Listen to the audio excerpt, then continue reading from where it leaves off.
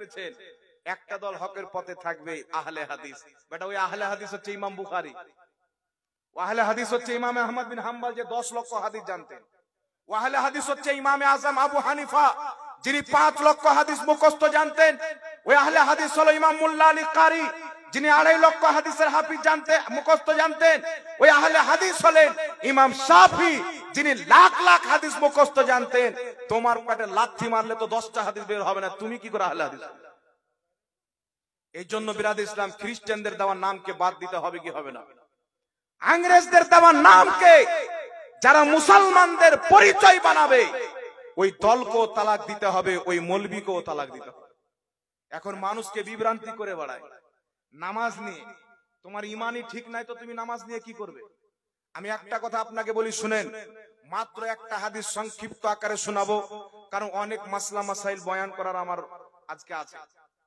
এজন্য নবী পাকের বেয়াদব কি করে কাফির হয় ফতোয়া শুনিয়ে দিলাম উম্মতের। নবীর চুলের গুস্তাখ কাফির, নবীর জুতোর বেয়াদব কাফির। তাহলে যে বলেছেন নবীর মুখ দিয়ে দুর্গন্ধ বের হবে, নবী ফ্যাল ফ্যাল করে তাকিয়ে থাকবে, নেকির পাল্লা ভারী না আমার গুনহার পাল্লা ভারী হয়।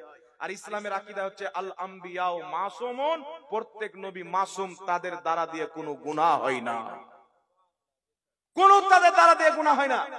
কালকে আপনাকে গোমরাহ করবে যদি নবীগণের দ্বারা গুনাহ না হয়, ভুল না হয়। তাহলে আদম আলাইহিস সালাম জান্নাতের ফলটা কেন খেলেন? ওটা দুনিয়াতে নয়, ওটা দুনিয়ার জিন্দেগিতে নয়।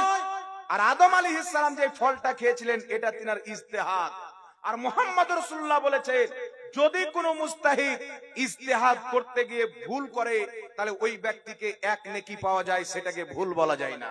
কেউ যদি সঠিক করে তাকে 2 নেকি পাওয়া যায়।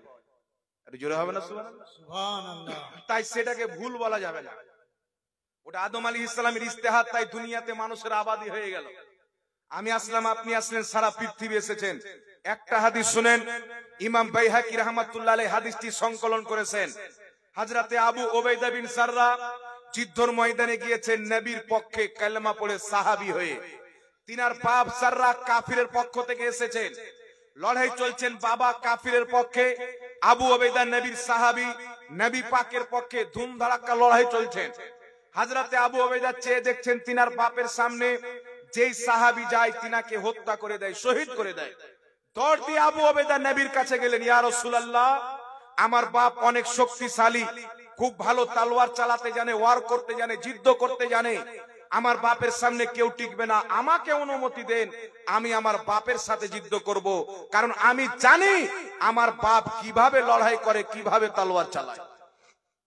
নবী পাক বলেন, আবু উবাইদা তুমি তোমার বাপের সামনে যেও না, যদি তুমি তোমার বাপের সামনে চলে যাও তাহলে মুনাফিকরা বলবে মুহাম্মদ এমন একটি দিন নিয়ে এসে বাপ বেটাতে কাটাকাটি করায়, বাপ বেটাতে মারামারি করে। নবী আমার নিষেধ করে দিলেন। হযরতে আবু উবাইদা রাদিয়াল্লাহু তাআলা আনহু যুদ্ধের ময়দানে চলে গেলেন।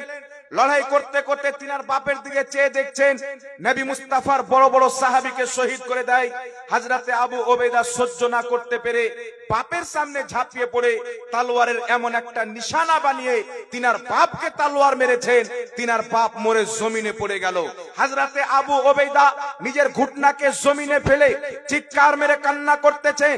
সাহাবী বলতেছেন, আবু উবাইদা বাপকে হত্যা করেছো তাই কান্না করছো? হযরতে আবু উবাইদা বলছেন, না, আমি বাবাকে হত্যা করেছি তাই কান্না করি না, আমার নবী মুস্তাফা নিষেধ করেছিলেন, আমি সেই কথাটা রাখতে পারিনি, আমি এই জন্য কান্না করি যে আমার মুস্তাফা নারাজ তো হবে না, আমার নবী বেজার তো হবে না। সাহাবা জানতেন নবী যদি বেজার হয়ে যায় তো খোদা বেজার হয়ে যায়। সাহাবী বলছেন, চলো নবীর দরবারে।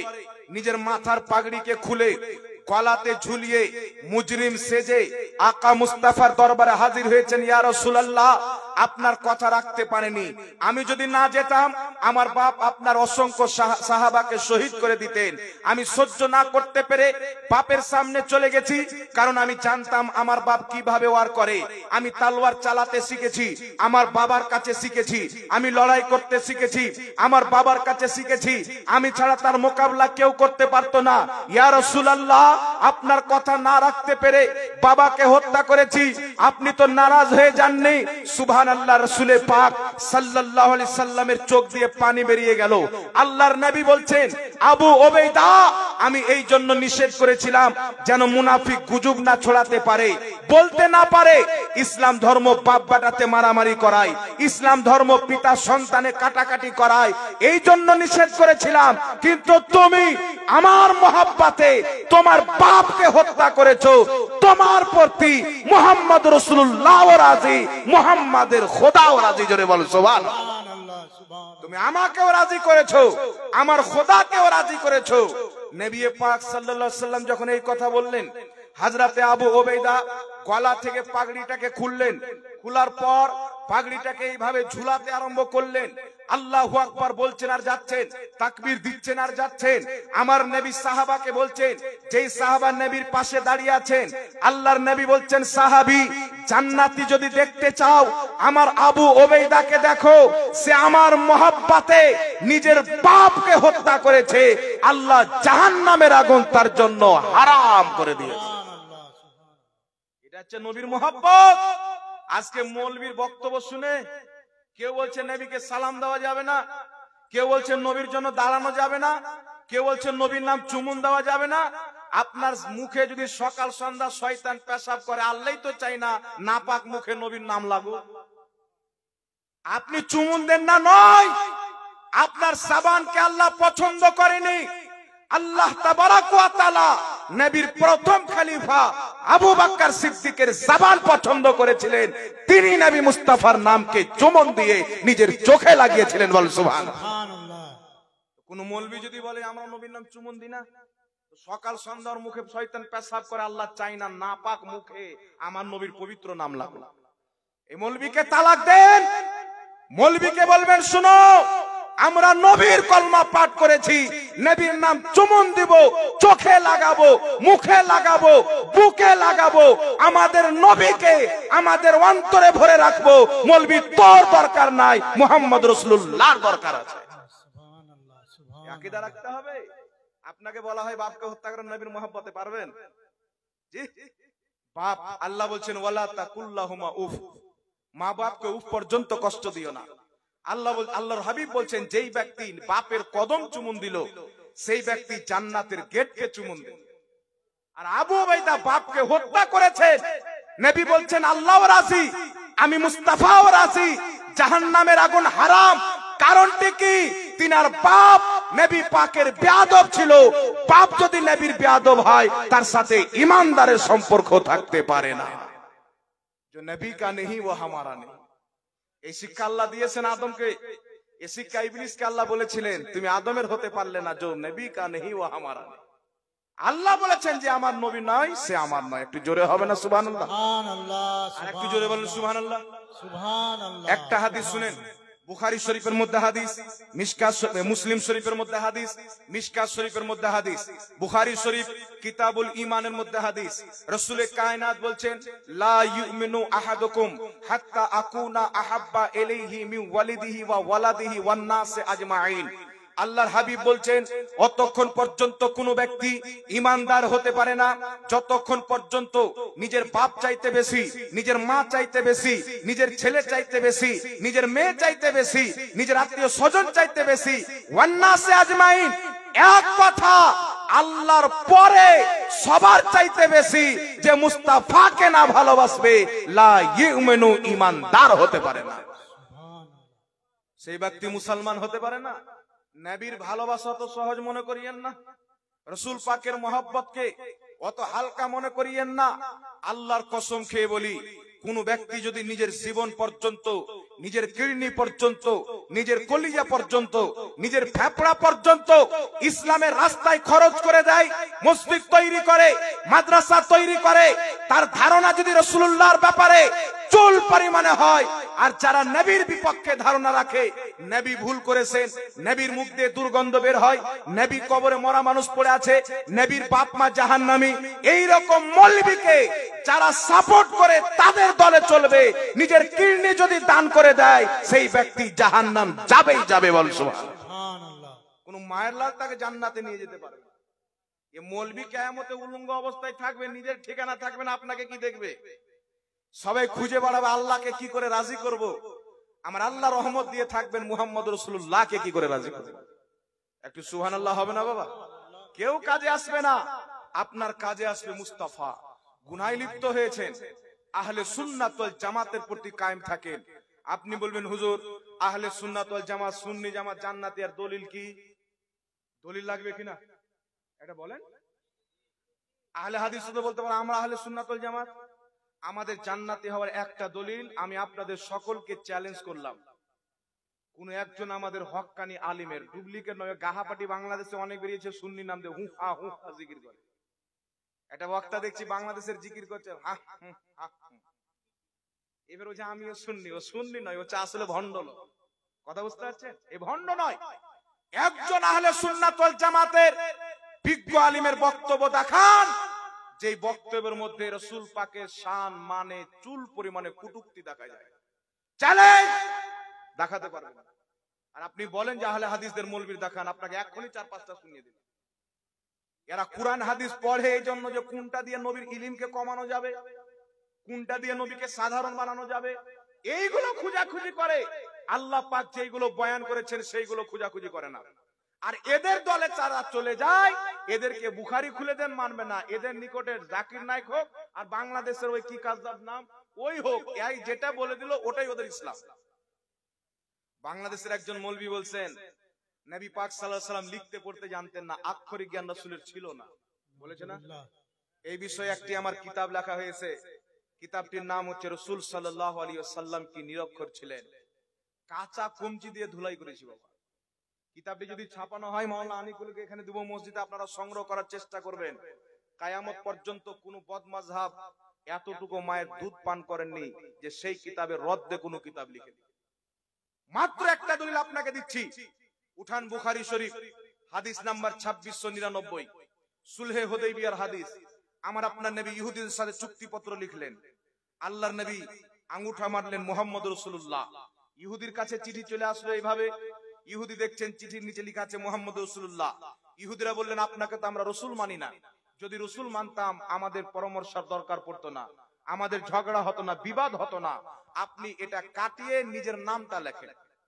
নবী পাক বলেন আলী এটা কেটে আমার নাম লিখে দাও। হযরত আলী বলেন ওয়াল্লাহ আল্লাহর কসম লা, আমি পারবো না, আমি আপনাকে রাসূল মানি, আপনার নাম মিটাতে পারবো না।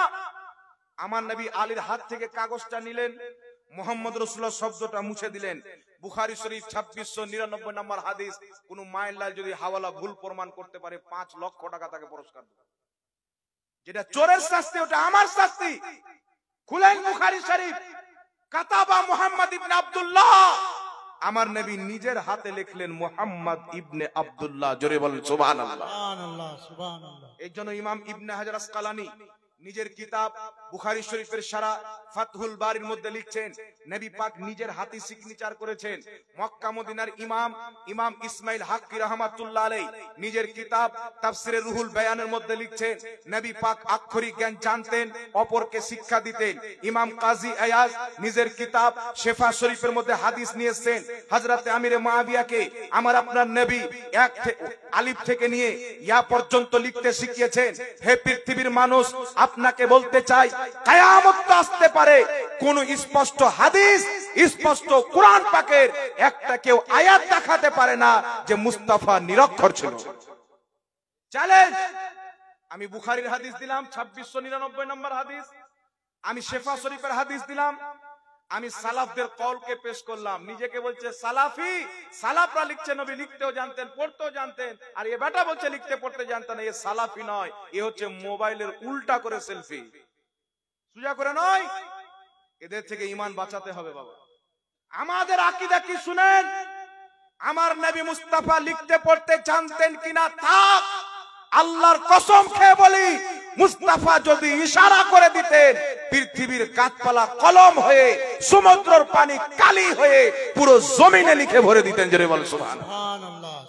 যেই নবী ইশারা করলে চাঁদ দুই টুকরা হয়ে যায়, যেই নবী ইশারা করলে সূর্য ফিরে চলে আসে, যেই নবী ইশারা করলে আবু জেহেলের মুঠে বেজান কাকর পাথর কলমা পড়তে আরম্ভ করে, সেই নবী ইশারা করলে গাছপালা লিখতে আরম্ভ করে দিত। জোরে বল সুবহানাল্লাহ।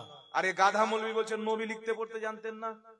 এ নবীর কলমা পড়েছেন, আমার আব্বাদের কলমা পড়েছে, আপনারা চিন্তা করেন। এই জন্য এই জাতি থেকে নিজের ঈমানকে বাঁচিয়ে রাখতে হবে বাবা।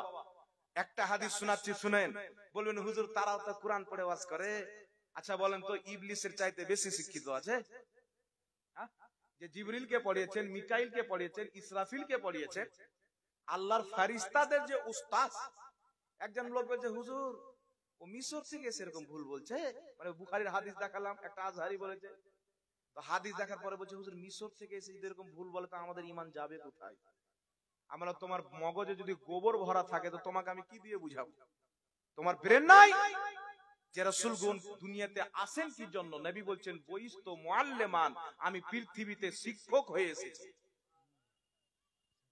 যেই নবীর ইলমের সামনে সারা পৃথিবীর ইলমকে যদি তুলনা করা হয়, নবীর ইলম 7 সমুদ্র, সারা পৃথিবীর ইলম নবীর জ্ঞানের সামনে একটা চিড়িয়ার চোচে এক ফোঁটা পানি এতটুকু হবে না। ওই নবীর ব্যাপারে আপনাকে বুঝাতে হচ্ছে যে আমার নবী লিখতে জানতেন। মুসলমান, আপনার ঈমান গেছে কোথায়?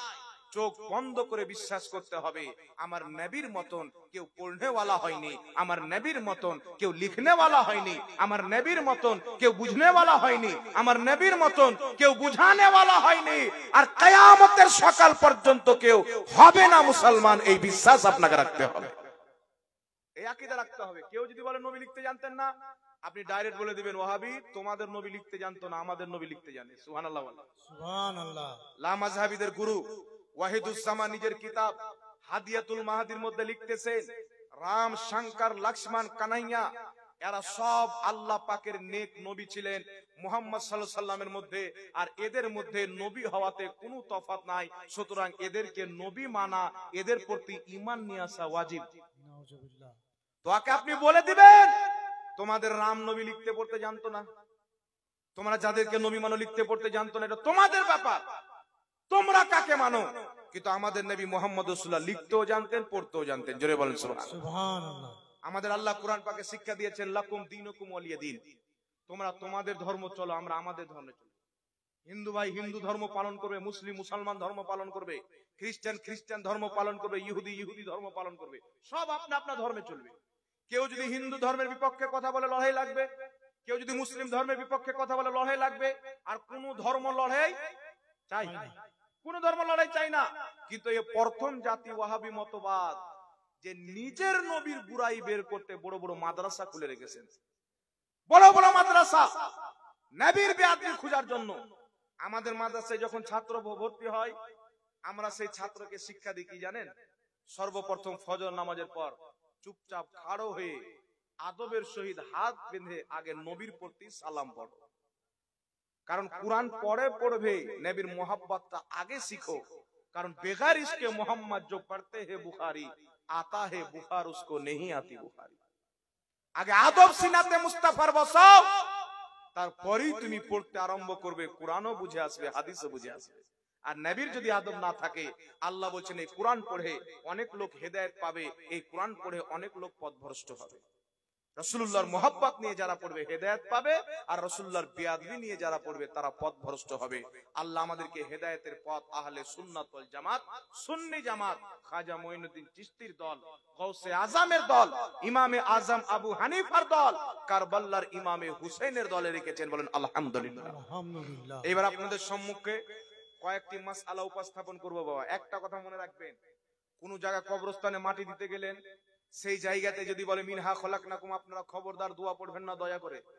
আপনার পড়ার দরকার কি আছে বাবা? আর যদি 5 কোটি বার দোয়া পড়েন, ও লোকটা তো জাহান্নামী। ও তো ওই দলের লোক যে বলে নবীর মুখ দিয়ে দুর্গন্ধ বের হবে। ওই দলের লোক যে লিখেছে যে নবী মনে মাটির সাথে মিশে গেছেন, কবরে মরা মানুষ পড়ে আছে। এখন আপনারা আমাকে বলেন, মিশকাত শরীফ মেরাজের অধ্যায়ে শুধু সহি নয়, সহির চাইতেও আলা দরজার হাদিস। আল্লাহর হাবিব বলছেন, আমি যখন মেরাজের রাত্রিতে মসজিদে আকসাতে গেলাম, তো প্রত্যেক নবী আমার পিছনে দাঁড়িয়ে মুক্তাদি হয়ে নামাজ পড়লেন। বাংলাদেশে যে শয়তান বলেছেন নবী কবরে মরা মানুষ পড়ে আছে, ওকে বলেন যে নবীগণ যদি কবরে মরা পড়ে থাকে, তাহলে মসজিদে আকসাতে কি তোমার আব্বা নামাজ পড়তে গেছিল? কে নামাজ পড়তে গেছিল? আমার আপনার নবী বলছেন মুসনাদে আবু ইয়ালার মধ্যে সহিহ হাদিস, আল্লাহর হাবিব বলছেন আল আম্বিয়াউ আহইয়াউন ফি কুবুরিহিম ইউসাল্লুন। আল্লাহর প্রত্যেক নবী নিজের কবরে জিন্দা, তারা নামাজ আদায় করে। সুবহানাল্লাহ মরা মানুষ নামাজ পড়ে, এই জোরে বলেন মরা মানুষ নামাজ পড়ে। প্রত্যেক নবী জিন্দা কবরে নামাজ পড়েন। উঠান মুসলিম শরীফের মধ্যে টানাটান সহি হাদিস, রাসূল পাক বলছেন মারারতু আলা মুসা ওয়া হুয়া ইউসাল্লি ফি কবরিহি, আমি মুসা নবীর কবরের পাশে দিয়ে গেলাম, দেখলাম মুসা নবী নিজের কবরে নামাজ পড়ছেন। আরেকটি হাদিস মুসলিম শরীফে কায়েমুন শব্দ রয়েছেন, রাসূল পাক বলছেন মুসা নবীকে দেখলাম, মুসা নবী নিজের কবরে দাঁড়িয়ে নামাজ পড়ছেন। সুবহানাল্লাহ।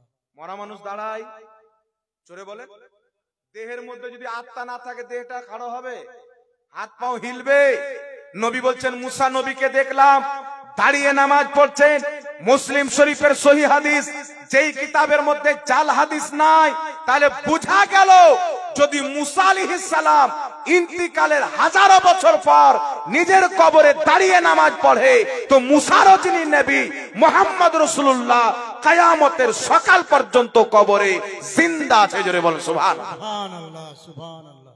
আল্লাহর হাবিব বলছেন মসজিদে আকসা থেকে আমি প্রথম আকাশে গেলাম বুরাকে সাওয়ার হয়ে, দেখছি আদম নবী বসে আছেন।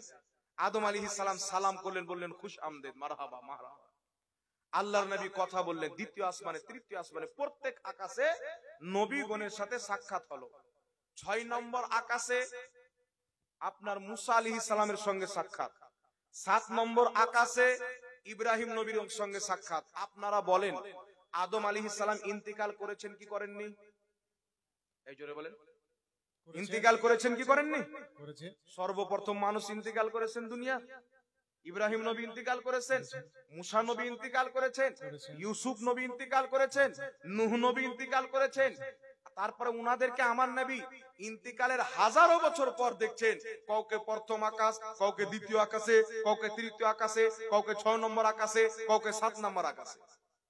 আমার নবী দেখছেন, মাশহুর হাদিস, সহিহ চাইতো আলা দরজা রাখেন, অসংখ্য সাহাবা বর্ণনা করেছেন। এখন আপনারা বলেন তো, জমিন থেকে প্রথম আকাশ কত বছরের রাস্তা? 500 বছরের রাস্তা। কত বছর? 500 বছরের রাস্তা। সে আকাশের সাইড পার করবেন 500 বছর, তার উপর থেকে দ্বিতীয় আকাশ 500 বছর, সাইড পার করবেন 500 বছর। এখন আপনারাকে বলতে চাই, আদম নবী প্রথম আকাশে থাক, 7 নম্বর আকাশে চলেন, যেখানে ইব্রাহিম নবীর সঙ্গে আমার নবীর সাক্ষাৎ হলো, কথাবার্তা হলো। আপনারা বলেন যদি ইব্রাহিম আলাইহিস সালাম নিজের ইন্তিকালের হাজারো বছর পর যদি 7 নাম্বার আকাশ যেতে পারে, তো মুহাম্মদ রাসূলুল্লাহ নিজের কবর থেকে 1450 বছর পর যেখানে ইচ্ছা আল্লাহর দেওয়া শক্তিতে যেতে পারে কিনা আপনারা বলেন, জোরে বলেন। এখন গুদল মুর্শি বলবে যে এটা নবীর তখন মুজিজা ছিল, বলবে মিরাজের রাত্রিটা এগুলো নবীদের মুজিজা। তো আমরা তো সেটাই বলি যে কিয়ামত পর্যন্ত নবী যেখানে ইচ্ছা সেখানে যেতে পারে, এটা আমাদের নবী কিয়ামত পর্যন্ত আল্লাহর দেওয়া জিন্দা মুজিজা। জোরে বলেন সুবহানাল্লাহ। এই জন্যই জাহিলদের থেকে ঈমান বাঁচা। কুরআন পাকের আয়াত পড়ুন, আল্লাহ বলছেন মেহবুব তোমার পূর্বের নবীগণ ইন্তিকাল করেছেন, তোমাকেও ইন্তিকাল করতে হবে।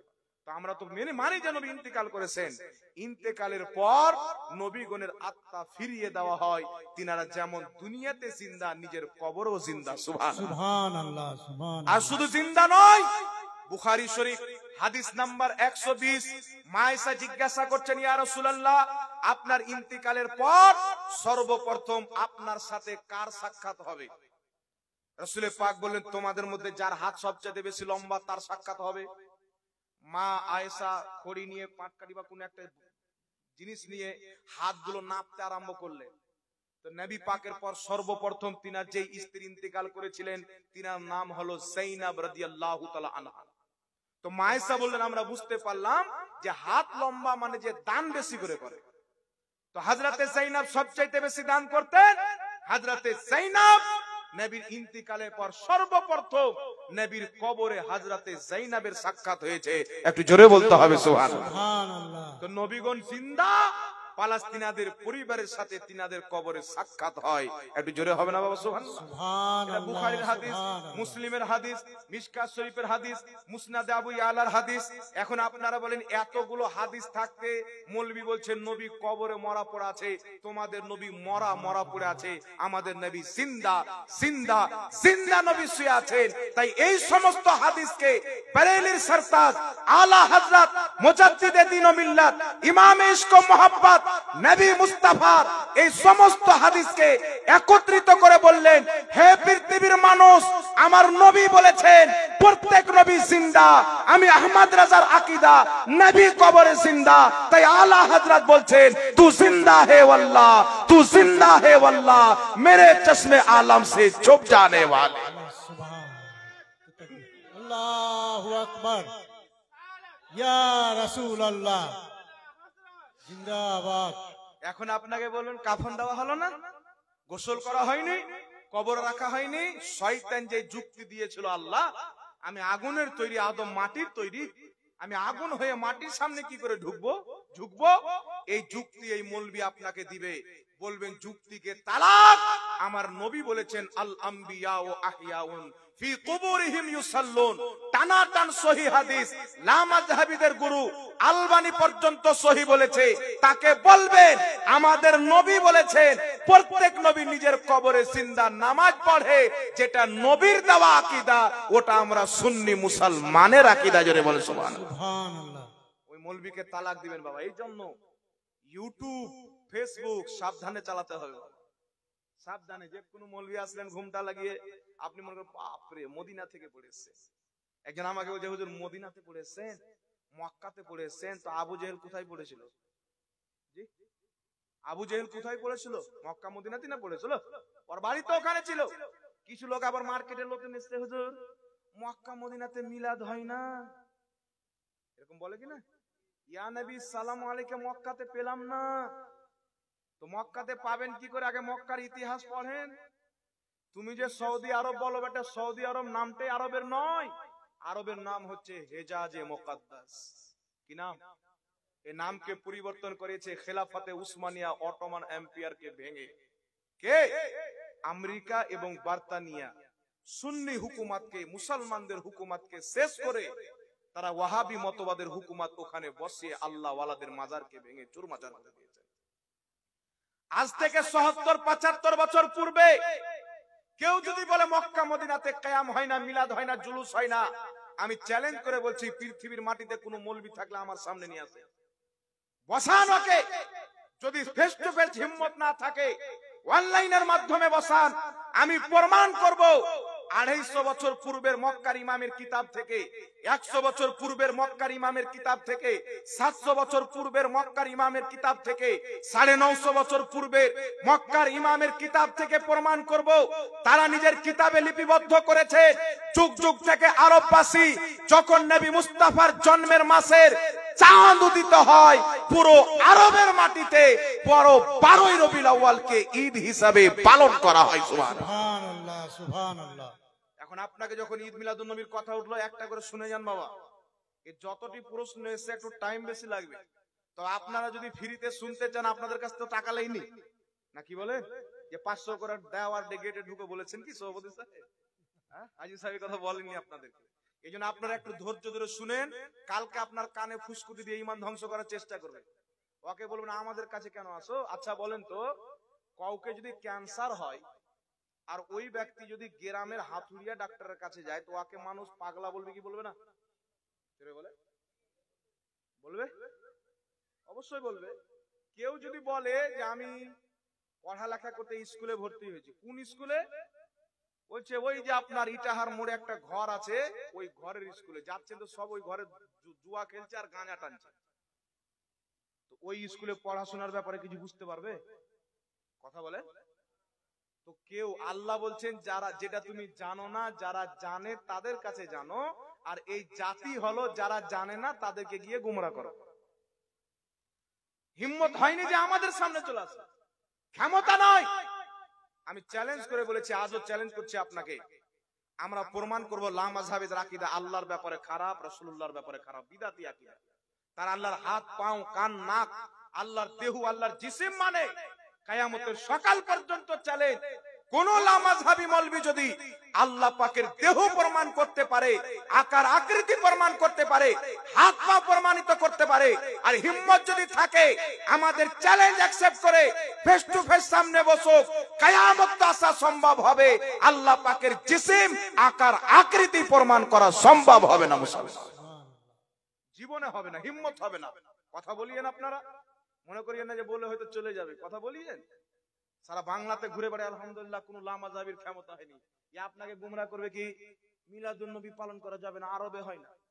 এটা কলকাতার দিকে ফালতু মৌলবী বেরিয়েছে, রাজমিস্ত্রি করতো, দেখছে যে বক্তব্য দিলে তো 20,000 টাকা করে রাত্রে পাবো, ধান্দা দুটো বাংলা কিতাব পড়ে ফুচুর ফুচুর করে বেড়ায়। আমার সাথে লেগেছিল যে মুসলমানের খাওয়া দাওয়া করা হারাম বলেছে না। আর একটা বর্ধমানের দিকে পোল্ট্রি মুরগি বেরিয়েছেন গোপাল ভাঁড়, এ বলছে যে ঝাড়খণ্ডে একটা মুফতি জাহাঙ্গীর বেরিয়েছে, ও মুসলমানের খাবার খেতে খুব ভালোবাসে। ও খারাপ ভাষাতে বলছে, আমি ভাষাটা খারাপ করছি না, মা বোনেরাও আছে। ও যে উমুক কাটা জিনিস খেতে খুব ভালোবাসে, তো আমি তাকে বলবো যে ওই কাটা জিনিসটার চামড়াটা দিয়ে দিবি, টেস্ট বেড়ে যাবে।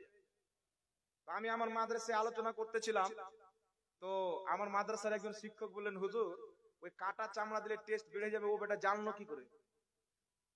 এর মানে ও খেয়েছে নাকি বলেন? কোন জিনিসের টেস্ট আপনি না খেলে কি করে বুঝবেন? তো এরকম জাহিল বাবা, ক্ষমতা নাই যে দলিল দিয়ে বলে হারাম বলে দিল, দলিল আব্বা জানে।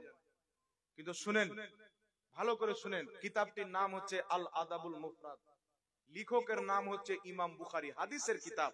আব্দুল্লাহ রাদিয়াল্লাহু তাআলা আনহু নবীর সাহাবী, একজন বাচ্চার খাতনা দেওয়ার অনুমতি দিলেন আর বললেন যে একটা মেষ জবাই করো, ছাগল জবাই করো, আর মানুষকে দাওয়াত দিয়ে খাওয়াও, খাতনা উপলক্ষে ভোজ করো। সুবহানাল্লাহ, সুবহানাল্লাহ।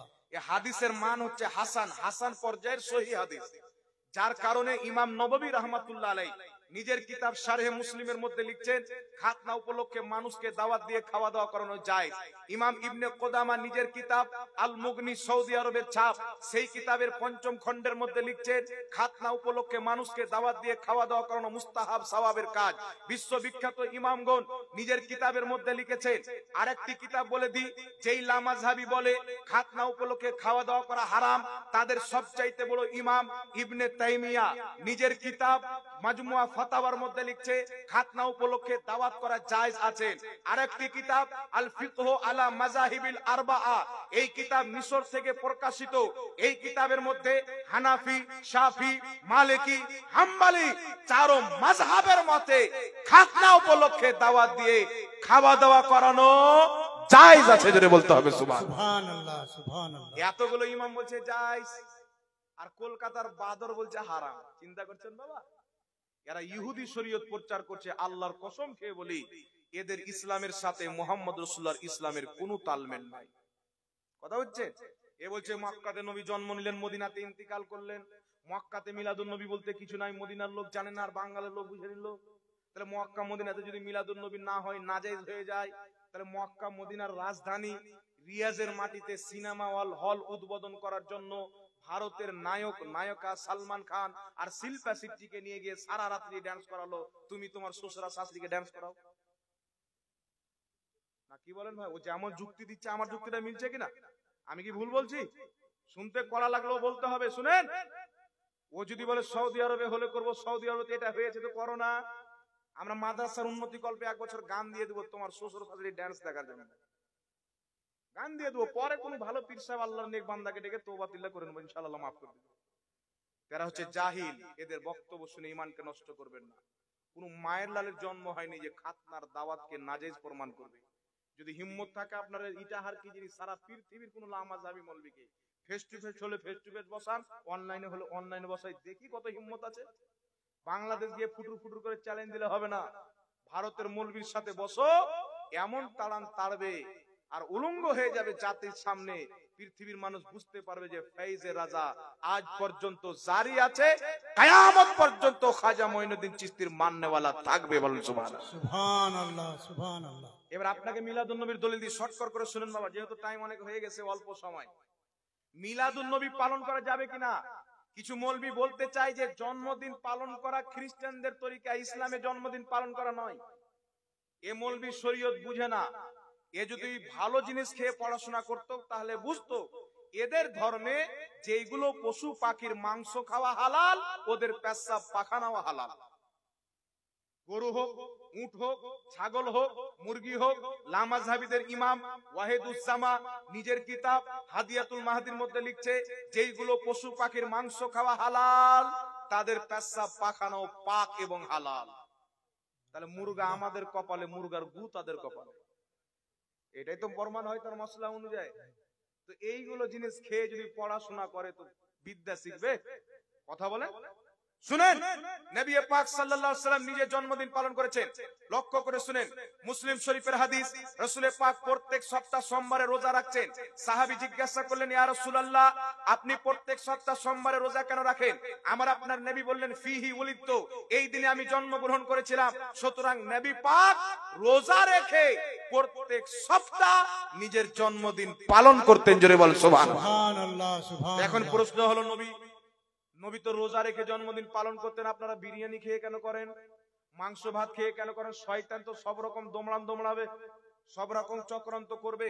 আরেকটি হাদিস শুনেন, মুসনাদে বাজ্জার কিতাবের মধ্যে হাদিস, তাহজিবুত তাহজিব কিতাবের মধ্যে হাদিস, মুসান্নাফে আব্দুর রাজ্জাকের মধ্যে হাদিস, মাজমাউজ জাওয়াইদের মধ্যে ইমাম হাইসামি বিশুদ্ধ সনদে হাদিসটি নিয়েছেন।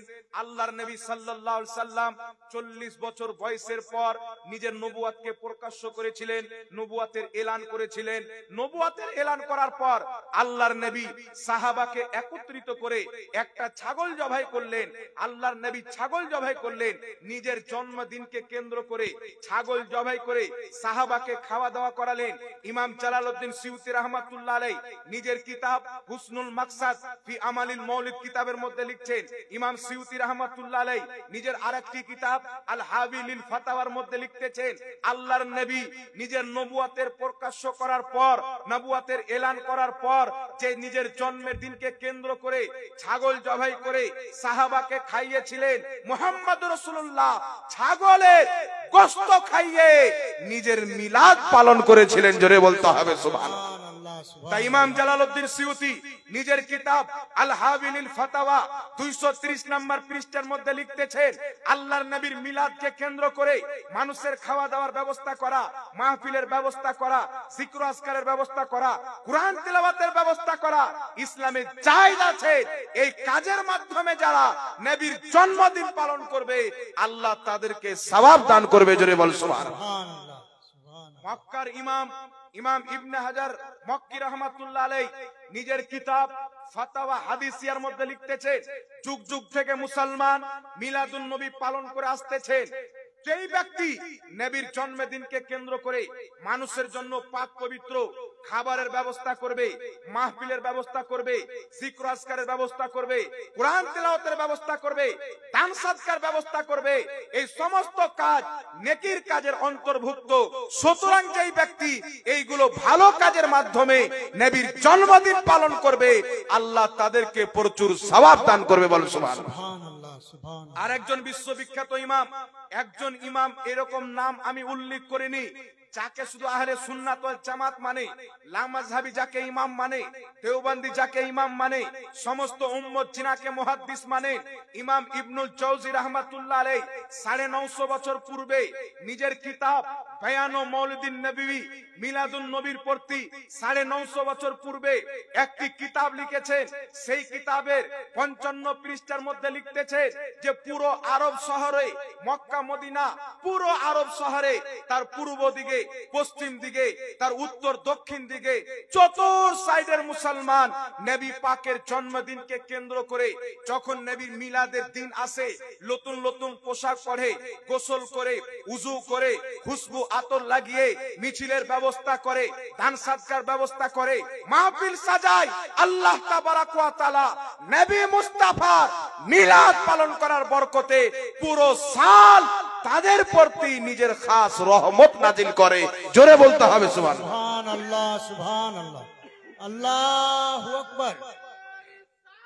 ইয়া রাসূলুল্লাহ, ইয়া রাসূলুল্লাহ। শুধু তাই নয়, ইমাম মুল্লা আলী কারি মক্কা মদিনার ইমাম 2.5 লক্ষ হাদিসের হাফিজ নিজের কিতাব মাওরিদুর রাবি ফি মাওলিদিন নবীর মধ্যে লিখতেছেন মিলাদুন নবী পালন করা যায়। শারহে বুখারী ইমাম কাসতালানী রাহমাতুল্লাহ আলাইহি মাওয়াহিবুল লাদুনিয়া সৌদি আরবের ছাপ সেই কিতাবের মধ্যে লিখতেছেন মিলাদুন নবী পালন করা যায়। জগৎ বিখ্যাত ইমাম তাহিয়া রাহমাতুল্লাহ আলাইহি কমবেশ 900 বছর পূর্বে মিলাদুন নবীর কিতাব লিখে প্রমাণ করেছেন মিলাদুন নবী পালন করা যায়। মক্কা শরীফের ইমাম সৈয়দ আলভী রাহমাতুল্লাহ আলাইহি মিলাদুন নবী কিতাবের মধ্যে লিখেছেন মিলাদুন নবী পালন করা যায়। লামাযহাবীদের সবচাইতে বড় ইমাম ইবনে তাইমিয়া নিজের কিতাব ইক্তেদাউল সিরাতাল মুস্তাকিমের মধ্যে লিখছেন যারা মিলাদুন নবী পালন করে নবীর মুহাব্বতে পালন করে নবীর মুহাব্বতে মিলাদুন নবী পালন করার কারণে আল্লাহ তাআলা তাদেরকে প্রচুর সওয়াব দান করবে। এই বিশ্বের মুসলমান যুগের শ্রেষ্ঠ ইমামগণ মিলাদুন নবীকে নিজের কিতাবে জায়েজ লিখেছেন, এমন কি যে মুহাম্মদ রাসূলুল্লাহ নিজেই নিজের মিলাদ পালন করেছেন। জোরে বলেন সুবহানাল্লাহ। সুবহানাল্লাহ সুবহানাল্লাহ।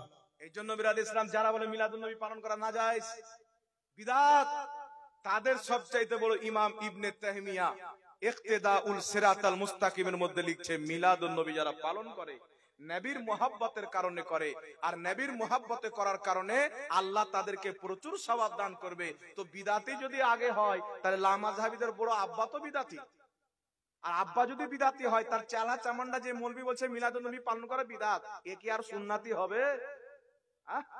আরে গাছের জড় যদি হয় আমের, তো আগালে আপনি কাঁঠাল কি করে পাবেন? যেই বীজ বুঝবেন গাছ তো সেই বের হবে। এই জন্য বিরাদুল ইসলাম মিলাদুন নবী পালন করা জায়েজ, কোন মায়ের লাল নাজেজ প্রমাণ করতে পারেন। এখন আপনাকে বলি মিলাদুন নবী পালন করলে নবী খুশি হবে না বেজার হবে? বলে দেবো, এই বলে দেবো, জোরে বলেন। মিলাদুন নবী পালন করলে আহলে হাদিস নারাজ, মিলাদুন নবী পালন করলে লামাযহাবী নারাজ, দেওবন্দি নারাজ, কাদিয়ানী নারাজ, শিয়া নারাজ। কিন্তু মুহাম্মদ রাসূলুল্লাহ যদি রাজি হয় আমরা মিলাদুন নবী পালন করব, কোন বেটা নারাজ হলো দেখে লাভ নাই। নবী কি করলো এটা দেখতে হবে। সকলের গ্রহণযোগ্য মুহাদ্দিস, লামাযহাবীর গ্রহণযোগ্য মুহাদ্দিস, দেওবন্দির গ্রহণযোগ্য মুহাদ্দিস শাহ ওয়ালিউল্লাহ মুহাদ্দিস দেহলভী রাহমাতুল্লাহ আলাইহি নিজের কিতাব ফাইজুল হারমাইনের মধ্যে লিখতেছে উনার পিতা প্রত্যেক বছর মিলাদুন নবী পালন করে। এক বছর মিলাদুন নবী পালন করার তারিখটাই ভুলে গেছে। যেই দিন নবীর জন্মের দিন 12ই রবিউল আউয়াল, সেই দিন হঠাৎ করে মনে এসেছেন আজকে তো নবীর জন্মের তারিখ, আজকে তো মিলাদুন নবী। তিনি কি করলেন, তিনার বাড়িতে কিছু বুট ভিজানো ছিল, বাদাম চানা যাকে বলা হয়, ওই চানা নিয়ে ফাতিহা করে নবীর মিলাদ পালন করলেন, মানুষকে বন্টন করে খাইয়ে দিলেন। শাহ ওয়ালিউল্লাহ মুহাদ্দিস দেহলভী বলছেন আমার পিতা রাত্রে স্বপ্নতে দেখছেন তিনার বাপও বিশাল বড় মুহাদ্দিস শাহ আব্দুর রহিম, কি নাম, শাহ আব্দুর রহিম মুহাদ্দিস দেহলভী রাহমাতুল্লাহ। রাত্রে দেখছেন নবী মুস্তাফা স্বপ্নতে এসেছেন, যেই চানা বন্টন করে মিলাদুন নবী পালন করেছিলেন মুস্তাফা ওই চানা হাতে নিয়ে আছে। আপনি বলবেন হুজুর এটা তো স্বপ্ন, উঠান মুসলিম শরীফের হাদিস, মিশকাত শরীফের সহিহ হাদিস, রাসূল পাক বলছেন মান রাআনি ফিল মানাম ফাকাদ রাআল হক, যেই ব্যক্তি স্বপ্নে আমাকে দেখলো সে হক দেখলো। জোরে বল সুবহানাল্লাহ। আমার স্বপ্ন মিথ্যা হবে না, শয়তান আমার রূপ নিয়ে আসতে পারে না। শাহ ওয়ালিউল্লাহ মুহাদ্দিস দেহলভী ফাইজুল হারমাইন কিতাবের মধ্যে লিখছেন জিনাদের মাধ্যমে উম্মত হাদিস পেয়েছে, তিনার পিতা দেখছেন নবী মুস্তাফা বুট নিয়ে হাজির, বলছে এই ওলিউল্লাহর পিতা তুমি আমার মিলাদ পালন করেছো, আমি মুস্তাফা তোমার প্রতি খুশি হয়ে তোমার জন্য দেখা দিতে এসেছি। বল সুবহানাল্লাহ। সুবহানাল্লাহ। তোমাকে আমার দিদার করাতে এসেছি, তোমাকে আমি নিজের জালওয়া দেখাতে এসেছি। মিশকাত শরীফের মধ্যে হাদিস, ইমাম তিরমিজি হাদিসটিকে হাসান বলেছেন। রাসূল পাক বলেছেন যেই ব্যক্তি স্বপ্নে আমাকে দেখলো জাহান্নামের আগুন তার প্রতি হারাম হয়ে গেল। এটা সুবহানাল্লাহ হবে না? সুবহানাল্লাহ। তাহলে বলেন তো মিলাদুন নবী পালন করা যদি বিদআত হতেন নবী খুশি হতেন? জোরে বলেন খুশি হতেন না? তো আমরা এই মোল্লাকে খুশি করব না নবীকে? যারা মিলাদুন নবীর দিনে কোনাতে ঘরে লুকিয়ে থাকে বিদআত মনে করে আল্লাহর কসম খেয়ে বলি এ নবীর দুশমন, এ মাতাল, এ মৌলবীর নিয়ে আসা ইসলাম মেনেছে, মুহাম্মদ রাসূলুল্লাহ নিয়ে আসা ইসলাম মানে। কারণ নবী নিজেই মিলাদ পালন করেছেন। আল্লাহ জাতিকে হেদায়েত দান করুক, সকলে বলুন আল্লাহুম্মা আমিন। হুজুর এই দিনে নবী ইন্তিকাল করেছেন, এই দিনে নবী জন্মগ্রহণ করেছেন, তো আপনারা খুশিটা নিচ্ছেন, দুঃখটা কেন নেন না? তো তোদের নবী মরে গেছেন, বহু বেটি নিয়ে বাড়িতে কান্না করো, আমাদের নবী তো জিন্দা নবী, তো আমরা তো খুশি পালন করব। জিন্দা মানুষের মৃত্যু দিবস পালন করা যায়? হ্যাঁ জোরে বলেন না। দলিল দিলাম না আমি? জিন্দা মানুষের মৃত্যু দিবস পালন করা যাবে না। এরা বলে যে দুঃখটা কেন লেন না, এরা দুঃখও লেয় না আর খুশিও লেয় না, লাল মরিচ লেগে চুলকায়, দুটোই করে না। ইনাদের উদ্দেশ্য হচ্ছে মানুষকে খালি গুমরা করো বাস। এই জন্য বাবা নবী পাকের জন্মদিন পালন করা যায়। কতগুণ ইমাম বলেছেন, হাওয়ালা দিয়ে দিলাম, আপনি এই বক্তব্যটা শোনাবেন কোন লামাযহাবী মৌলবীকে, আর বলবেন হিম্মত যদি থাকে এই ইমামগণকে বিদাতি বলো। আমার নবী জন্মদিনকে কেন্দ্র করে রোজা রেখেছেন, নবীকে বিদাতি বলো। জন্মদিন কেন্দ্র করে খাসি জবাই করে সাহাবাকে খাইয়ে মিলাদ পালন করেছেন, নবীকে বিদাতি বলো। ইমাম ইবনুল জাওজিকে বিদাতি বলো, ইমাম কাস্তালানিকে বিদাতি বলো, ইমাম মুল্লা আলী কারিকে বিদাতি বলো, তারপরে তোমাদের ইবনে তাইমিয়াকে বিদাতি বলো। নানি পর্যন্ত ইন্তিকাল করবে, বিদাতি লিখতে পারবে না। কথা বুঝতে পারছেন বাবা? এটা মানুষকে ধোঁকা দিয়ে ইহুদি খ্রিস্টানদের তৈরি করা ওয়াহাবি মতবাদের মধ্যে নিয়ে আসার জন্য এইরকম ছলনা করে। আল্লাহ হিফাজত করুক, সকল বলেন আল্লাহুম্মা আমিন। আরেকটি কথা আপনাকে বলি, মানুষ মাটি দিতে যায় তো একটা দোয়া পাঠ করে, মিনহা খলাকনাকুম ওয়া ফিহা নুঈদুকুম ওয়া মিনহা নুখরিজুকুম তারাতান উখরা। ইদানিং কিছু জাহিল মূর্খকে দেখা যাচ্ছে, এরা নিজে কবরের পাশে দাঁড়িয়ে মানুষ দোয়াটা শিক্ষা দিত, আর এরা বলছে দয়া করে কেউ মাটি দেওয়ার দোয়া পাঠ করবেন না। কিছু মূর্খ আবার বলছে মিনহা খলাকনাকুম ওয়া ফিহা নুঈদুকুম ওয়া মিনহা নুখরিজুকুম তারাতান উখরা। তোমাকে এই মাটি দিয়ে তৈরি করলাম, এই মাটিতে তোমাকে আসতে হবে, এই মাটি থেকেই তোমাকে উঠাবো। এটা তো আল্লাহ বলছে, তো তুমি পাঠ করছো, তুমি কি আল্লাহ? তো তাহলে কি করা যাবে? কোরআন থেকে আয়াতটা বের করে দিতে হবে। ইন্নামাল আমালু বিন্নিয়াত, বাণীটা আল্লাহর, পাঠ করছি আমি। পুরো কোরআন তো আল্লাহর বাণী, তো আমি তো পাঠ করছি না, কি বলেন? তো এটা একটা তাদের জেহালত। আল্লাহ হেদায়েত দান করুক, সকলে পড়েন আল্লাহুম্মা আমিন। একটু লক্ষ্য করে শুনেন, মৃত্যু ব্যক্তিকে মাটি দেওয়ার সময় মিনহা খলাকনাকুম পাঠ করা যাবে কি যাবে না? আমি প্রথমে একটা কথা বলে দিই, সারা পৃথিবীর লামাযহাবীকে এক বেঞ্চে বসে দেন, আমার মতন আহলে সুন্নাতের একজন মৌলবী একদিকে থাকবে, ওই সমস্ত মৌলবী পেশাবের বাহানাতে পালাবে, এই দোয়া পাঠ করাকে নাজায়েজ বা বিদআত প্রমাণ করতে পারবে না, কোনদিন পারবে না। আর মুসলমানদের জন্য দোয়াটা পাঠ করা যায়, ইহুদি খ্রিস্টানদের যারা প্রচলিত ইসলাম নিয়েছে তারা পাঠ করবে না।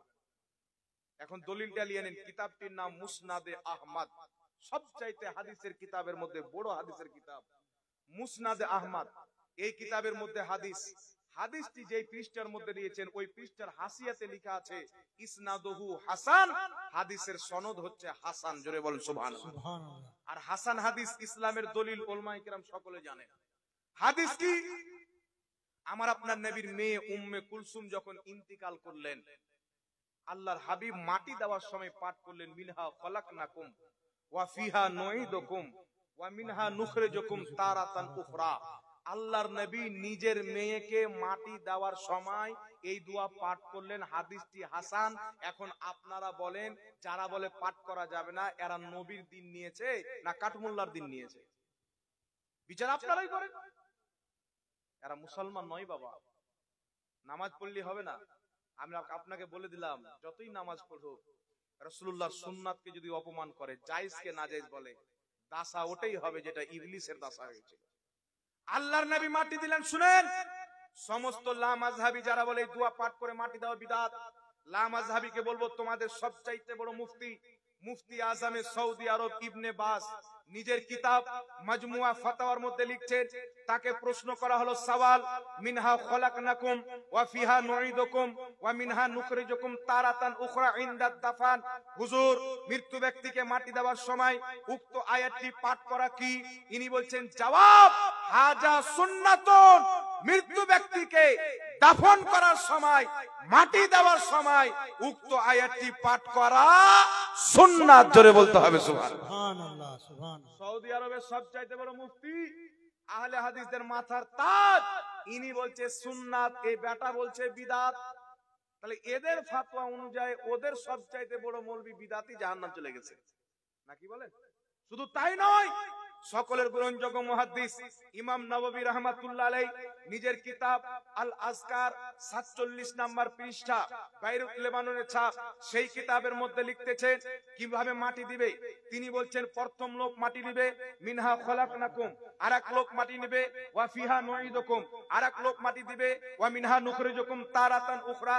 এইভাবে মাটি দেওয়া সুন্নাতে মুস্তাহাব্বা। জোরে বলতে হবে সুবহানাল্লাহ। 2.5 লক্ষ হাদিসের হাফিজ মক্কা মদিনার ইমাম ইমাম মোল্লা আলী কারি রাহমাতুল্লাহ আলাইহি নিজের কিতাব মিশকাতের সারা মিরকাতের মধ্যে লিখছেন, উক্ত আয়াতটি পড়ে মাটি দেওয়া মুস্তাহাব সওয়াবের কাজ। যারা এই আয়াত পড়ে মাটি দিবে তারা মুস্তাহাব আমল করার সুন্নাত করার সওয়াব পাবে। একটু জোরে বলতে হবে সুবহানাল্লাহ। সুবহানাল্লাহ সুবহানাল্লাহ। তাহলে আপনারা বলেন তো মুহাদ্দিসরা হাদিস বেশি বুঝে না আজকের বাংলাদেশের মৌলভী বেশি বুঝে? এই চিটার মৌলভী থেকে নিজের ঈমানকে বাঁচিয়ে রাখবেন বাবা। পৃথিবীর কোন কিতাব থেকে কোন মৌলভী যদি দেখিয়ে দেয় উক্ত আয়াতটি পাঠ করে মাটি দেওয়া হচ্ছে বিদআত, তাকে 5 লক্ষ টাকা পুরস্কার দেওয়া, হিম্মত থাকে তো অ্যাকসেপ্ট করো। এটা বাড়িতে বানানো ফতোয়া, ইবলিস ব্রেনে ভরেছে। ইবলিসের ফতোয়া তালাক দিতে হবে, নবীর হাদিসে আমল করতে হবে নাকি বাবা? একটু জোরে বলেন, এটা আমল করতে হবে কি না? আরেকটা মাসলা আপনাকে বলে দিই, এটা রাখেন পরে। আরেকটা মাসআলা হচ্ছে, এক ইদানিং কিছু লোক দেখতে পাওয়া যায়, আজ থেকে প্রায় 10 বছর 20 বছর পূর্বে যান, কোন মসজিদে মহিলা নামাজ পড়তে আসতো না, ভারত বাংলাদেশ পাকিস্তান। এখন কিছু লোক জবরদস্তি মহিলাদেরকে মসজিদে নিয়ে যাচ্ছে। মাসলাটা ভালো করে শুনেন বাবা, আপনার কাজে দিবে। 5 লাখ টাকা দিয়ে মাসলা পাবেন না, কথা বুঝতে পারছে? ধ্যান দিয়ে শুনেন, ফ্রিতে পাচ্ছেন নিয়ে এলেন। মহিলাদেরকে মসজিদে নিয়ে যায়, জুমার নামাজে নিয়ে যায়, ঈদের নামাজে নিয়ে যায়, মহিলাদেরকে মসজিদে নিয়ে যায়। রাসূল পাক বলেছেন যে ঋতুপতি মহিলাকেও তোমরা ঈদগাহতে নিয়ে এসো। নবী পাক এই কথা বলেছেন যে আরাম মনে করছে যে ঋতুপতি মহিলাদেরকেও আল্লাহর নবী ঈদগাহতে আসতে বলেছেন, কিন্তু নবী পাক কিভাবে কথাটা বলেছেন একটা শব্দ বুঝার থাকে। আমি যদি এখানে বলি যে মাওলানা আনিকুলকে এখানে নিয়ে আসেন, রাগ করে একটা কথা বলা হয় যে নিয়ে আসেন, এর মানে নিয়ে আসিয়েন না। কথাটা বুঝতে পারছেন আমার? রাসূল পাক সাল্লাল্লাহু আলাইহি ওয়াসাল্লাম এইভাবে বলেছেন, অর্থাৎ নিষেধ। ফুকাহায়ে কেরাম এটাই বলেছেন নিষেধ। কেন নিষেধ একটু লক্ষ্য করে শুনেন। একটা কথা মনে রাখবেন, মা বোনেরা আপনারা চুপ থাকেন। প্রথম রাসূলুল্লাহর যুগে আল্লাহর হাবিব বলেছেন, তোমরা আল্লাহর বান্দীদেরকে মসজিদে আসতে নিষেধ করিও না, বাধা দিও না। মহিলারা মসজিদে এসে নামাজ পড়ুক, এটা রাসূলুল্লাহর সহিহ হাদিস। এটাকে আমরা মানি, এর প্রতি আমাদের ঈমান আছে। কারণ আমরা মুনাফিক নয় যে একটা হাদিস মানবো একটা বাদ দিয়ে দেবো। আমরা নবীর সব হাদিসের প্রতি ঈমান নিয়েছি, বলেন সুবহানাল্লাহ। সুবহানাল্লাহ। এখন হুজুর নবী যখন বলেছেন তো আমরা নিয়ে কেন যাই না? তাহলে যারা নিয়ে যায় তারা তো ঠিক করে। তো হাদিস তো একটা নয় বাবা, হাদিস শরীফের মধ্যে আছে মহিলাদেরও খাতনা দিতে হবে, তাহলে দিবে? হ্যাঁ, হাদিসের মধ্যে আছে। আগে জামানাতে মহিলাদেরও খাতনা হতো, তাহলে এখন যারা বলে ওদেরকে বলিয়েন তো যে আপনাদের মহিলাদের খাতনা দেন, দিবে? এটা চালু আছে না বন্ধ হয়ে গেছে? কেউ এখন আমল করবে? হাদিস শরীফের মধ্যে আছে 3 দিনের বেশি কুরবানির মাংস রাখা যাবে না। এখন মাসকে মাস রাখে কি রাখে না? তাহলে ওটার উপরে এখন আমল করবে? তো হাদিস দিয়ে দিলে মানুষ মনে করে বাপরে হাদিস পেয়ে গেছি, শাশুড়িকে পর্যন্ত মসজিদে নিয়ে যাচ্ছে। ভাগবান বলে একটা জালসা দেখলাম, তো একটা ছেলে নিজের স্ত্রীকে মেরে পিছনে আপনার ওই ছাল উখড়ে দিয়েছে, মসজিদ যাবে না আর এই জবরদস্তি নিয়ে যাবে। তো আমি যখন গেলাম, ওর শ্বশুরকে ধরে আমার কাছে নিয়ে আসলাম, কি ব্যাপার? বলছে আমাদের হুজুর কিতাব লিখেছে। কোন হুজুর? তো বলছে জলঙ্গির বিমল দাসের বেটা কিতাব লিখেছেন। এ নিজের কিতাবে লিখেছে মহিলাদেরকে মসজিদে আনতে হবে, হাদিসটা পেশ করেছে, রাসূলুল্লাহ বলেছেন তোমরা মহিলাদেরকে মসজিদে আসতে নিষেধ করিও না। তো আমি ওকে বললাম তোমার হুজুরের স্ত্রী কয় ওয়াক্তের নামাজ পড়তে মসজিদ আসে? বলছে আমাদের হুজুরের স্ত্রী তো আসে না। তো এতই যদি ফজিলতপূর্ণ কাজ আর ফরজ আর ওয়াজিব ছিল, তাহলে তোমার হুজুরের স্ত্রী প্রথম কাতারে ইমামতি করত নাকি বলেন? তো তোমার হুজুরের চিটারি তুমি বুঝতে পারছো না? শুনো, আমি ওকে কয়েকটি হাদিস বললাম, বুখারী শরীফের মধ্যে হাদিস। হযরত ওমর ফারুক রাদিয়াল্লাহু তাআলা আনহু যখন জামানা আসলেন, তো হযরত ওমর ফারুক বললেন আজ থেকে মহিলাদের মসজিদে আসা নিষেধ। নবীর জামানায় যেত, তবু আমার নবী কি বলেছিলেন হাদিসটি শুনেন। আবু দাউদ শরীফের মধ্যে হাদিস, হাকিম আল মুস্তাদরাকের মধ্যে হাদিস। হাদিসের মান হচ্ছে সহিহ। নাসিরউদ্দিন আলবানী লা মাযহাবিদের গুরু হাদিসটিকে সহিহ বলেছেন। ইমাম হাকিম বলছেন হাযা হাদিসুন সহিহুন, হাদিসের সনদ হচ্ছে সহিহ। আব্দুল্লাহ ইবনে মাসউদ রাদিয়াল্লাহু তাআলা আনহু বলেন আল্লাহর হাবিব বলেছেন মহিলাদের মসজিদে নামাজ পড়ার চাইতে তাদের বাড়ির ভিতরে নামাজ পড়া বেশি উত্তম। বাড়ির ভিতরে অন্য স্থানে নামাজ পড়ার চাইতে বাড়ির বারান্দাতে নামাজ পড়া বেশি উত্তম। বাড়ির বারান্দাতে নামাজ পড়ার চাইতে তাদের ঘরের একটা কোণাতে নামাজ পড়া সব চাইতে বেশি উত্তম। জোরে বল সুবহানাল্লাহ। শুধু সহিহ নয়, টানাটান সহিহ হাদিস। মুসনাদ আহমদের মধ্যে হাদিস, মাজমাউজ জাওয়াইদের মধ্যে ইমাম হাইসামি হাদিসটিকে উল্লেখ করে বলছেন হাযা হাদিসুন সহিহুন, এই হাদিসের সনদ হচ্ছে সহিহ। হাদিসটি কি? উম্মে হামিদ আবু হামিদ রাদিয়াল্লাহু তাআলা আনহুর স্ত্রী উম্মে হামিদকে আমার আপনার হাবিব সাল্লাল্লাহু আলাইহি সাল্লাম বলছেন, উম্মে হাবিব তুমি চাও তুমি আমার পিছনে নামাজ পড়াকে বেশি পছন্দ করো, কিন্তু শুনো তোমার বাড়িতে নামাজ পড়ার চাইতে বাড়ির বারান্দাতে নামাজ পড়া বেশি উত্তম, বারান্দাতে নামাজ পড়ার চাইতে ঘরে নামাজ পড়া উত্তম, ঘরে অন্য স্থানে নামাজ পড়ার চাইতে ঘরের একটা কোণাতে নামাজ পড়া বেশি উত্তম, আর আমার মসজিদে নামাজ পড়ার চাইতে তোমার গ্রামের মসজিদে নামাজ পড়া বেশি উত্তম। নবীর মসজিদ কোনটা? মসজিদে নববী শরীফ, যেই মসজিদে নামাজ পড়লে সারা পৃথিবীর মসজিদ চাইতে বেশি নেকি পাওয়া যায়, হাজারো গুণা বেশি নেকি পাওয়া যায়। নবী বলছেন আমার মসজিদ মসজিদে নববী শরীফে নামাজ পড়ার চাইতে তোমার গ্রামের মসজিদে নামাজ পড়া বেশি উত্তম, গ্রামের মসজিদে নামাজ পড়ার চাইতে বাড়িতে নামাজ পড়া বেশি উত্তম, বাড়ির অন্য জায়গাতে নামাজ পড়ার চাইতে ঘরের একটা কোণাতে নামাজ পড়া তোমার জন্য সবচাইতে বেশি উত্তম। ইমাম আহমদ রাদিয়াল্লাহু তাআলা আনহু মুসনাদ আহমদের মধ্যে সহিহ সনদে হাদিস উল্লেখ করেছেন। ইমাম ইবনে হিব্বান সহিহ ইবনে হিব্বানের মধ্যে হাদিসটিকে উল্লেখ করেছেন। এই পৃথিবীর মুসলমান ইমাম হাইসামি মাজমাউজ জাওয়াইদের মধ্যে উল্লেখ করছেন, উম্মে হাবিব তিনি নিজের স্বামীকে বাড়ির লোকজনকে বলে ঘরের একটি অন্ধকার জায়গা কোণাকে নির্ধারিত করলেন, তিনি সেখানেই নামাজ পড়তেন আর সেখানেই তিনি ইন্তেকাল করেছেন। একটু জোরে বলতে হবে সুবহানাল্লাহ, সুবহানাল্লাহ। আমার নবীর জামানায় শুধুমাত্র জায়েজ ছিল, কোনো ফজিলত ছিল না। বাড়িতে নামাজ পড়া বেশি ফজিলত ছিল, কারণ বাড়িতে নামাজ পড়া তাদের চাইতে বেশি পর্দা। এখন কোন মূর্খ ব্যক্তি বেশি ফজিলত থেকে টেনে নিয়ে গিয়ে কম ফজিলত মনে করে যদি মসজিদে ভরে, ওর মতন জাহিল পৃথিবীতে কেউ নাই। ইটাহারে যদি হাজী সাহেবকে 20,000 টাকা মাসে বেতন দেয় আর বলে দিল্লিতে দিবে তোমাকে 15,000, হাজী সাহেব দিল্লিতে যাবে না, ইটাহারে থাকবে? যদি দিল্লি যায় তো গ্রামের লোক বলে যে হাজী সাহেব এত পাগল মানুষ, 20,000 টাকা বাড়িতে বসে বসে আর দিল্লিতে এত দূর গিয়ে ফ্যামিলিকে ছেড়ে মাত্র 15,000 টাকাতে চলে গেল। মানুষ বলবে কি বলবে না, কম বুঝে বলবে কি বলবে না? তো এইরকম হচ্ছে যে মসজিদে নিয়ে আসে টেনে বাড়িতে নামাজ পড়ার বেশি নাকি। সুবহানাল্লাহ বলে। নবী বলছেন মসজিদে নববীতে নামাজ পড়ার চাইতে তোমার ঘরের কোণাতে নামাজ পড়া সবচাইতে উত্তম। এখন বলেন নবীর তৈরি করা মসজিদ মসজিদে নববী শরীফ চাইতে আপনাদের ইটাহারের মসজিদের দাম বেড়ে গেল। সব শয়তানি করছে, আল্লাহ হেদায়েত দান করে বলেন আল্লাহ। হযরত উমর ফারুকের জামানা আসলেন, তিনি বললেন মসজিদে মহিলাদের আসা ব্যান্ড। মহিলাগণ আম্মা জান আয়েশা সিদ্দিকা রাদিয়াল্লাহু তাআলা আনহার নিকটে গেলেন, বুখারী শরীফের সহিহ হাদিস। মা আয়েশা, উমর ফারুক আমাদের মসজিদে আসা ব্যান্ড করে দিয়েছেন। আম্মা জান আয়েশা বলছেন, বর্তমানে তোমাদের যা অবস্থা, তোমরা যা রং ঢং বানিয়ে নিয়েছো, আল্লাহর হাবিব যদি এই জামানায় জাহেরি জিন্দেগিতে থাকতেন তাহলে রাসূল পাক তোমাদেরকে মসজিদে আসতে নিষেধ করে দিতেন, যেমন বানি ইসরাইলের মহিলাদেরকে নিষেধ করে দেওয়া হয়েছিল। জোরে বলেন সুবহানাল্লাহ। আমার নবী যদি থাকতেন তিনিও নিষেধ করতেন। আমার নবী মুস্তাফার কাজ হযরতে উমর ফারুক করেছেন। একটু জোরে বলতে হবে সুবহানাল্লাহ, সুবহানাল্লাহ। আর আমার নবী বলছেন আলাইকুম বিসুন্নতি ওয়া সুন্নতি খুলফায়ে রাশিদিন আল মাহদিয়িন, আমার সুন্নাত আমার খলিফাদের সুন্নাত দুটোই তোমাদের জন্য জরুরি। সুতরাং মহিলাদের মসজিদে যাওয়া নাজায়েজ, মহিলাদের মসজিদে নিয়ে যাওয়া মাকরুহে তাহরিমি, গুনাহে কবিরা।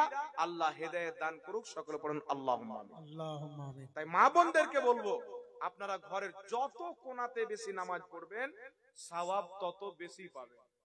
তো আপনার ইটাহারের মসজিদ নয়, যদি আপনাকে কেউ মসজিদে নববী নিয়ে যায় আর আপনি যদি বলেন না আমি ঘরের কোণাতে নামাজ পড়বো, ঘরের কোণাতে নামাজ পড়া আপনার জন্য বেশি উত্তম। এটা আমার নবীর হাদিস, মাজমু জাওয়াইদের মধ্যে সহিহ হাদিস। নবীর পয়গাম আপনাকে শুনিয়ে দিলাম, মার্জি আপনার, মানলে আপনার ভালো, না মানলে আপনার ক্ষতি।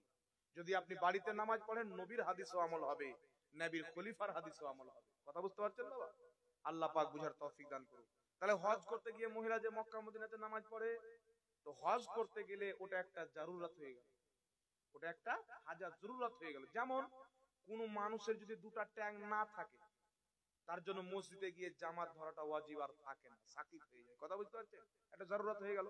ওরকম মক্কা মদিনাতে ওটা একটা জারুরত হয়ে গেল। হজ করার টাইমে মহিলাদের ওখানে নামাজ পড়লে কোনো সমস্যা নাই। কথা বুঝতে পেরেছেন? একজন ব্যক্তি 4000 টাকা দান দিয়েছেন, আল্লাহ পাক কবুল করুক, আমিন সুম্মা আমিন। আরেকজন ব্যক্তি অনেক টাকা দান দিয়েছেন। আপনারা যারা দান দিয়েছেন আল্লাহ পাক দেখছেন, আমি বললাম না, আল্লাহ কবুল করুক, সকল বলুন আল্লাহুম্মা আমিন। মা বাবার নামে 786 দান দিয়েছেন, আচ্ছা দোয়া হয়ে যাবে। হ্যাঁ অনেকেই দিবেন, কিন্তু মশলাটি আগে বলতে হবে তো আমার মনে হয়। হ্যাঁ, একাকী দোয়া ও সম্মিলিত দোয়া এর বিধান কি? কিছু লোক দেখবেন দোয়া করলে ওরা হাতকে নিচে থাকে, কারণ দাড়ি টুপিওয়ালা শয়তান এদের ব্রেনে কবজা করে রেখেছে, দখল করে রেখেছে। আমি আপনাকে মাত্র 2টি হাদিস শোনাচ্ছি, 3টি হাদিস, ফয়সালা আপনারা করেন। একটি হাদিস হচ্ছে, কিতাবটির নাম মুজামুল কবির লিত-তাবরানী। ইমাম তাবরানী সেই কিতাবের মধ্যে হাদিসটি উল্লেখ করেছেন। সেই হাদিসকে ইমাম হাইসামি মাজমাউ জাওয়াইদে উল্লেখ করে বলেছেন, রাওয়াহু তাবরানী ফিল কবির রিজালুহুমুস সিকাত। ইমাম তাবরানী নিজের মুজামুল কবিরের মধ্যে যে হাদিসটি উল্লেখ করেছেন, এর প্রত্যেকটা বর্ণনাকারী সিকা, বিশ্বস্ত, সহিহ বর্ণনাকারী। সুবহানাল্লাহ। সুবহানাল্লাহ। হাদিস কি? আল্লাহর হাবিব সাল্লাল্লাহু আলাইহি ওয়াসাল্লাম বলছেন, যখনই মুসলমান দলবদ্ধভাবে একত্রিত হয়ে সবাই মিলে নিজের হাতের অগ্রভাগকে উত্তোলন করে দোয়া করবে, একজন দোয়া করবে, বাকি সবাই আমিন বলে, আল্লাহর প্রতি ওয়াজিব হয়ে যায় দোয়াকারী যা চাইবে তা দেওয়া। জোরে বলতে হবে সুবহানাল্লাহ। এটা নবীর সহিহ হাদিস। দ্বিতীয় হাদিস হাকিম আল মুস্তাদরাকের মধ্যে রাসূল পাক বলছেন, যেখানে একদল মুসলমান সবাই মিলে হাত তুলে আল্লাহর কাছে দোয়া করে, আল্লাহ তাবারাক ওয়া তাআলা তাদের হাত কোনই মতে ফিরিয়ে দেয় না। তারা যেটা দোয়াতে চায় আল্লাহ সেটা অবশ্যই দেয়। জোরে বলুন সুবহানাল্লাহ। সুবহানাল্লাহ। সুবহানাল্লাহ। আরেকটি হাদিস শুনেন, রাসূল আকরাম সাল্লাল্লাহু আলাইহি সাল্লাম এবং হযরতে আনাস সাহাবী একটা মসজিদের দিকে যাচ্ছেন, দেখছেন মসজিদে সবাই মিলে হাত তুলে দোয়া করছেন, ইমাম দোয়া করছেন, মুক্তাদি আমিন বলছেন। হযরতে আনাসকে রাসূল পাক বলছেন, আনাস, তাদের হাতে আমি যা দেখতে পাচ্ছি তুমিও কি পাচ্ছ?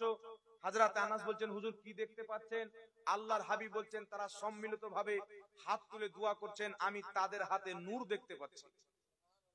হযরতে আনাস বলছেন, হুজুর আমার জন্য দোয়া করেন, আমিও যেন নূর দেখতে পাই। আমার নবী দোয়া করলেন, হযরতে আনাস বলছেন, আমিও নূর দেখতে পেলাম। আল্লাহর হাবিব বললেন, আনাস এখানে দাঁড়িয়ে না থেকে তাদের দোয়াতে আমরা শরীক হয়ে যাই। আল্লাহর নবী এবং আনাস গিয়ে তিনারাও হাত তুলে আমিন আমিন বলতে থাকলেন। জোরে বলেন সুবহানাল্লাহ। সুবহানাল্লাহ। সুবহানাল্লাহ। সম্মিলিত দোয়ায় নবী শরীক হয়েছেন।